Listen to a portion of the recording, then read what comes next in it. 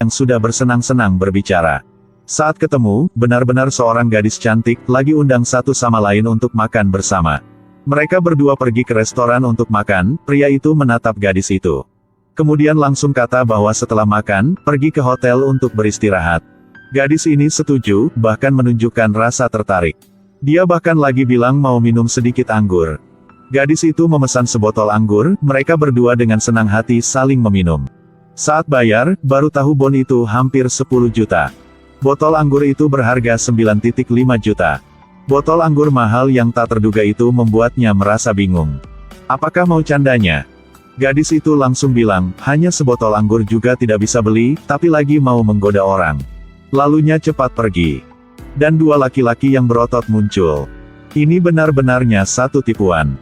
Pikirnya ayam tapi ternyata hanya kacang hijau. Seorang pria di luar melihat semua yang terjadi. Dia naik mobil dan menemui gadis itu. Dua orang pergi ke restoran untuk makan, pesan satu meja yang penuh dengan makanan dan bahkan anggur. Xiao Bao mengambil kesempatan untuk mengeluarkan HP-nya, itu dimatikan. Sedang gunakan pengisi daya nirkabel untuk mengisi, jadi ingin meminjam telepon gadis itu untuk menelepon. Dengan murah hati, gadis itu setuju. Bagaimanapun, dia juga naik mobil untuk datang ke sini. Setelah selesai menelepon, Xiao Bao langsung tanya apakah dia bisa letakkan HP gadis itu di tempatnya. Karena lalunya, temannya juga akan meneleponnya.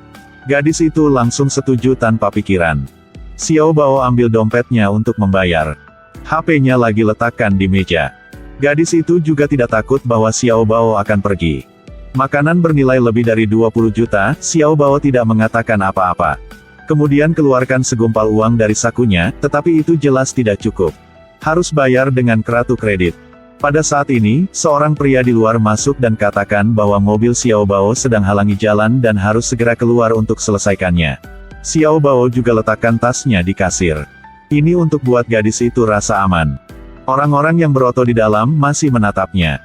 Tapi Xiao Bao tiba-tiba nyertir. Di dalam tasnya yang ditinggalkan di kasir tidak ada apapun kecuali kertas. Gadis itu lagi tidak bisa duduk dengan santai. HP yang Xiao Bao tinggalkan lagi palsu. Ternyata Xiao Bao telah masukkan HP yang asli ke dalam saku sebelumnya secara diam-diam. Uang yang dia keluarkan sebelumnya juga hanya untuk memberikan mereka rasa nyaman. Sakunya lagi ada satu garis potongan. Ketika tidak ada yang tahu apa yang terjadi, dia lagi bisa masukkan uang itu balik ke dalam sakunya. Ini benar-benar tipuan dalam tipuan.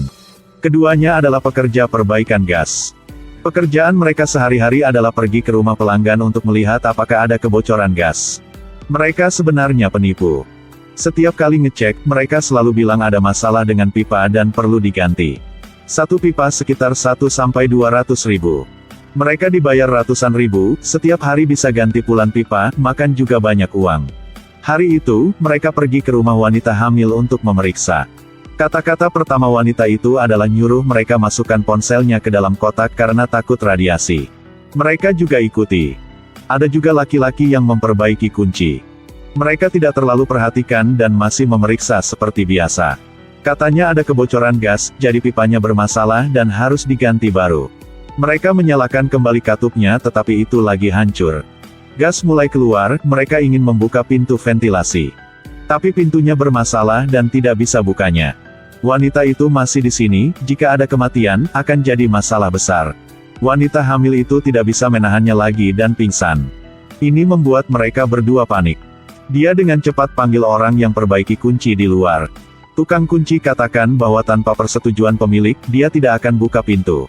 Kemudian lagi bilang sama mereka bahwa jika tidak memiliki 15 juta, dia tidak akan membuka. Mereka juga tidak punya cara lain. Jika ada pembunuhan, itu pasti tanggung jawab mereka. Tambahan lagi mereka bukan dari perusahaan gas. Tapi hanya penipu yang berpura-pura.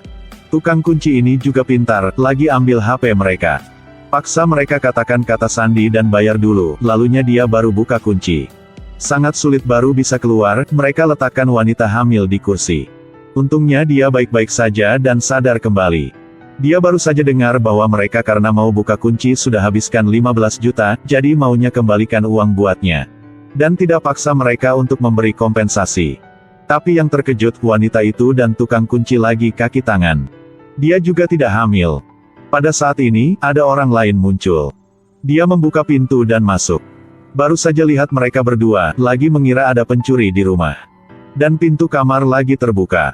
Dan istrinya tidak ada di rumah sekarang. Saat ini, mereka nyadari bahwa telah ditipu dan ingin segera melarikan diri.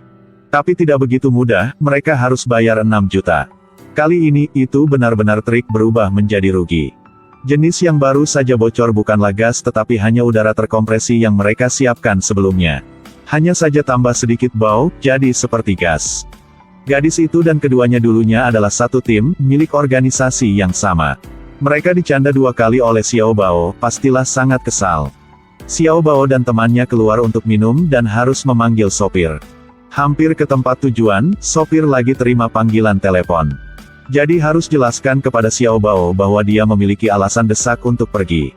Apalagi jaraknya hanya 200 meter. Saya harap Xiao Bao dapat telepon keluarganya untuk jemputnya. Kalau tidak, dia akan kembali. Xiao Bao juga langsung setuju. Baru saja duduk di kursi sopir sudah ditabrak. Dan 2 orang yang menabrak mobil itu jelas-jelasnya sengaja. Karena Xiao Bao minum tapi nyetir, dia harus membayar. Hanya goresan kecil, tetapi keduanya mau 60 juta.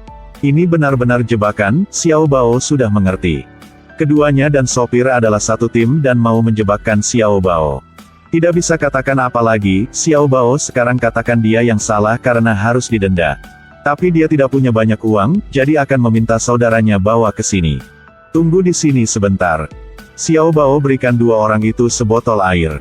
Untuk mereka bisa percaya, dia minum dulu. Keduanya juga nyaman untuk minum air. Baru saja minum air, situasinya berubah. Sekarang Xiao Bao yang paksa mereka bayar uang. Karena air ini bermasalah, ada minuman ringan dengan alkohol di dalamnya. Tapi tidak ada bau alkohol. Dan sebelumnya, Xiao Bao juga tidak minum alkohol. Dia tahu akan ada seseorang datang dan menyebabkan masalah.